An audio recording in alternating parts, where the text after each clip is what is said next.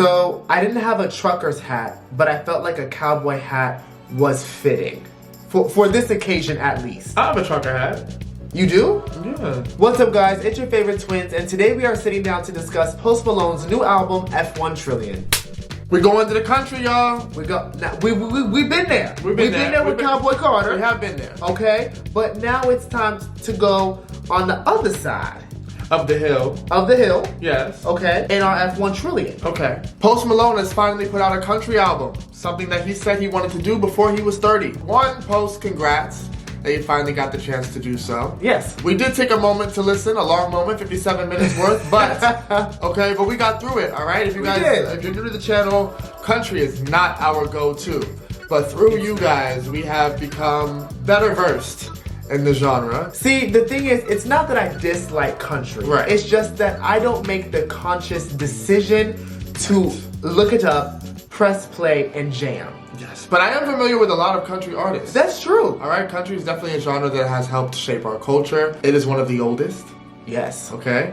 And so it's good to see that there's still a good following. We took a step outside of our comfort zone and listened to the album. Had to be unbiased. Couldn't listen with our regular ears. No. Had to put on that trucker hat and say, okay, if I had an F1, the toothpick in my mouth, windows down, what would I be listening to? What would I sing? This. And also for me being a huge Post Malone fan, I mean Hollywood's Bleeding is my favorite Post Malone album. I also had to put my bias to the side because I do prefer Post in a certain sound. I mean, after this album, I can't say country wasn't it, but before it wasn't country. I really liked the bag he was in with Hollywood's Bleeding. But I was pleasantly surprised with F-1 Trillion. Beer Bongs and Bentleys is one of my favorite albums of all time. All right? What? It's still my favorite Post album to this day. So I definitely was embracing something new. What I can say is Post takes on country successfully. Yes. He sounds comfortable and it sounded like a natural progression. I didn't feel like I was listening to someone trying too hard. No. The first song I ever heard by Post Malone was I Fall Apart. And with that song alone, I could always hear him going country. Absolutely. I feel like Post has always had this twang to his voice, so it's not a shock when you hear him over, you know, a country kind of He's music. always had a lot of passion, too. And, Yes. And no matter what instrumental he's over. Sounds like he's smoking a hard pack of Newport sometimes. Wrong Ones kicks it off strong, all right, with Tim McGraw, which is a legend in the country genre. Yes. So that was cool to see. He instantly started the album with a completely different sound to let you know, okay, we're switching lanes. All right, this is nothing like what I've done before, and it definitely wasn't like nothing he'd done before. And that's a song that I appreciated. We then move into Finer Things, where he mentions F-1 Trillion, the title of the album. So that felt like a little title track moment. Yeah, more of a title track. I kind of had the same vision. I didn't love Wrong Ones, to be honest. I thought it was a solid intro. Was not my favorite on the album. We're kind of the same thing for Finer Things. I wasn't in love with Finer Things. I thought we was going to be off to a rough start, y'all. So we didn't sink into the lake, we were coming up from the lake. We were coming up from the lake. Okay. Yes. The album was a little long, all right, for my tolerance, all right? But I did walk away with a top 5. Okay, let's hear that top 5. All right, my top 5 is What Don't Belong to Me, Okay. Guide for That, Have the Heart, Write About You, and Yours. The ending track. I loved it. The ending track. Loved it. You know, the thing about the ending track, it didn't make my top 5, but I loved the honesty. The one thing I really liked about F-1 Trillion, no matter what the topic of the song was the honesty. Very honest. That was coming from Post. I feel like, especially with his previous album, Austin, which, you know, I dipped and dabbed in that one. I feel like the honesty really carried over into this album, and it's something that I really appreciated as a fan and as a listener. No, I have to agree. Yours was about his baby girl, and he might have been getting ahead of himself, but he was talking about her getting married, basically. And I guess the kind of dad he would be or how he would handle that. I liked this album had a variety of topics. Anybody of any age could relate. Honorable mentions for me were Wrong Ones, Losers, Mexico, Devil I've Been, Missing You Like This. Devil I've Been. Yeah, that was interesting. And I feel like that really spoke on the earlier part of his career, which I would like to touch on. But it's awesome to see an artist be able to self-reflect. For me, when listening, my top 5 came very easy. Okay. Right? My top 5 was Have the Heart, Nosedive, Losers, California Sober, and it's a toss-up between Guy for That and What Don't Belong to Me. Ooh. I think I'm gonna say Guy for That because that one was a genuine, holy, that was such a good moment on the album. But for me personally, I feel like features like Blake Shelton, Dolly Parton. Yes. Okay?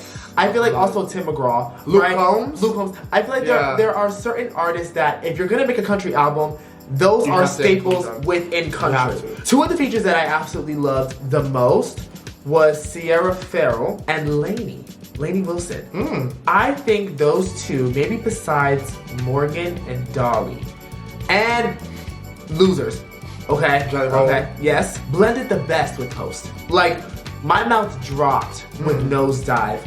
And Nosedive was another honorable mention, yeah. I do agree with you. I do think the dynamic duo on this album, though, was Luke Combs. So I'm glad Post was able to get a lot of country legends on this album, especially for his first one. That's a large feat, but I mean, Post is a large name, so it just makes sense. That's true. However, what I will say is I was slightly disappointed. I was disappointed that there weren't any black country artists on the album. While Post making country music feels like a natural progression, I can't help but feel like he's sort of left. It does kind of feel like a major shift. When Post Malone came in, a lot of his music was very R&B and hip-hop influenced. His biggest hits are hip-hop influenced. Yes. His biggest hits are with hip-hop artists.